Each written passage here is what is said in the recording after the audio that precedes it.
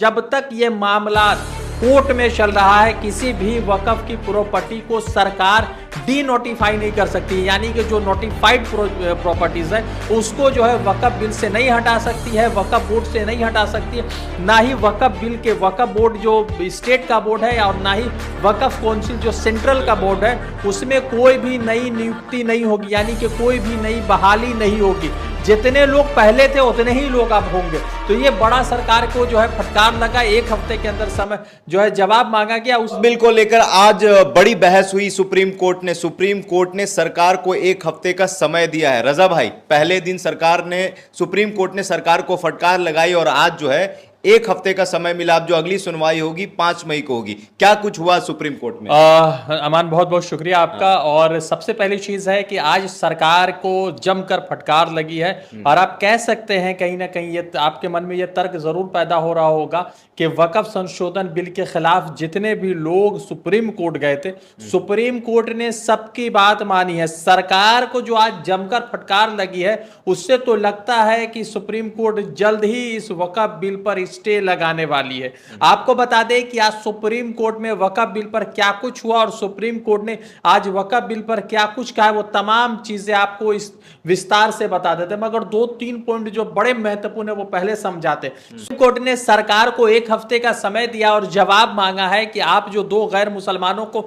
ले रहे, इसका तर्क क्या है। सुप्रीम कोर्ट ने पूछा है कि आप जो मतलब वक्फ बाय यूजर को हटाने की बात कर रहे हैं तो इससे देश भर में जो है अशांति पैदा होगी, जिसको लेकर सुप्रीम कोर्ट में सरकार की तरफ से तुषार मेहता जी आज जो है अगुवाई कर रहे थे और कल भी वही इस पूरे मामलात की अगुवाई कर रहे थे। तुषार मेहता को जो फटकार लगी है सुप्रीम कोर्ट में वो तो एक अलग डिबेट है, मगर जब तक ये मामला कोर्ट में चल रहा है किसी भी वक्फ की प्रॉपर्टी को सरकार डी नोटिफाई नहीं कर सकती, यानी कि जो नोटिफाइड प्रॉपर्टीज है उसको जो है वक्फ बिल से नहीं हटा सकती है, वक्फ बोर्ड से नहीं हटा सकती है, ना ही वक्फ बिल के वक्फ बोर्ड जो स्टेट का बोर्ड है और ना ही वक्फ काउंसिल जो सेंट्रल का बोर्ड है उसमें कोई भी नई नियुक्ति नहीं होगी, यानी कि कोई भी नई बहाली नहीं होगी। जितने लोग पहले थे उतने ही लोग अब होंगे। तो ये बड़ा सरकार को जो है फटकार लगा, एक हफ्ते के अंदर समय जो है जवाब मांगा गया। उस जवाब के बाद जो है जितने भी पटिशनर है उनको से भी जो है इस जवाब के बाद उनसे भी 5 दिन के बाद जवाब मांगे जाएंगे।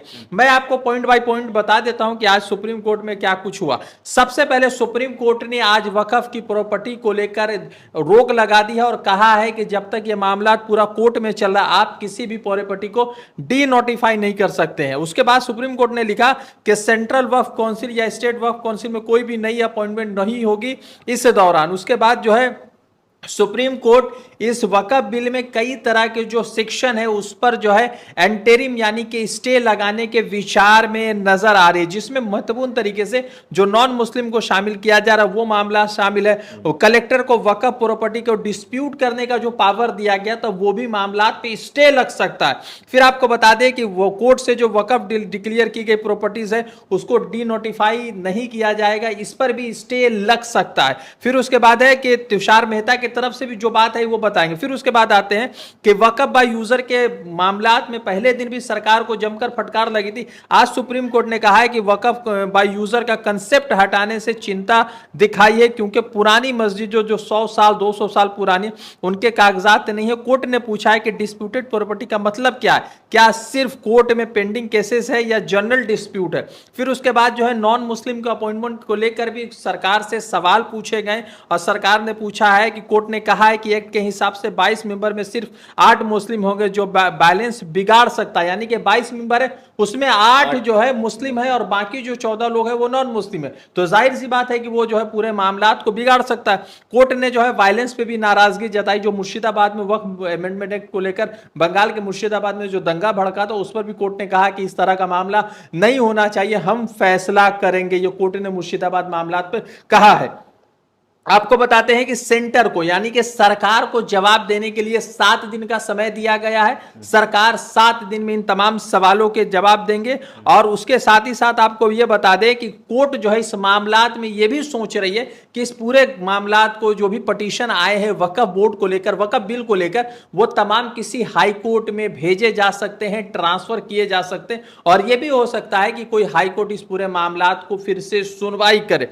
आपको बता दें कि अपॉइंटमेंट को लेकर लेकर भी जो है कई तरह के सवाल उठे हैं, और सवाल को लेकर यह भी कहा गया कि जब वक्फ बोर्ड है, वक्फ काउंसिल है, तो इसमें जब तक ये मामलात लंबित है, यानी कि जब तक ये सरकार की तरफ से हो या पटिशनर की तरफ से, जब तक ये मामलात कोर्ट में है, कोई भी नई अपॉइंटमेंट ना ही वक्फ काउंसिल, सेंट्रल वक्फ काउंसिल में होगी, ना ही वक्फ बोर्ड के अंदर होगी। अब आपको बता दें कि इस पूरे मामलात में तुषार मेहता ने क्या कुछ जवाब दिया। तुषार मेहता का सबसे पहला चीज आपको बता देते हैं कि तुषार मेहता ने कहा है कि जो नॉन मुस्लिम को लेने की बात आई, तो उस पर तुषार मेहता ने कहा है कि इस बेंच को भी यह हक हासिल नहीं है कि इस मामलात को सुने, क्योंकि उस तीनों जो जज थे, चाहे सीजीआई संजीव खन्ना थे, संजय कुमार थे या फिर के विश्वनाथन, वो तीनों तो धर्म से हिंदू ही है।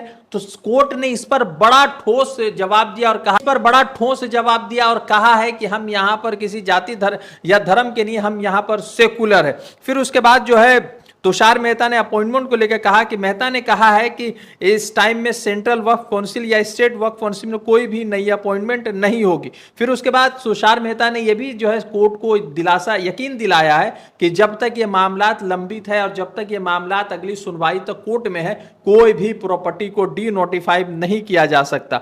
वक्फ बाय यूजर को लेकर जो है सुप्रीम कोर्ट में तुषार मेहता ने कहा है कि 1923 तक के तमाम डेटा जो है सरकार के पास मौजूद है, और सरकार के पास ये मामला जो है सामने है कि कितनी प्रॉपर्टी जो है वक्फ की है, कितनी प्रॉपर्टी पर केसेस चल रहा है। तो एक चीज तो बड़ा महत्वपूर्ण है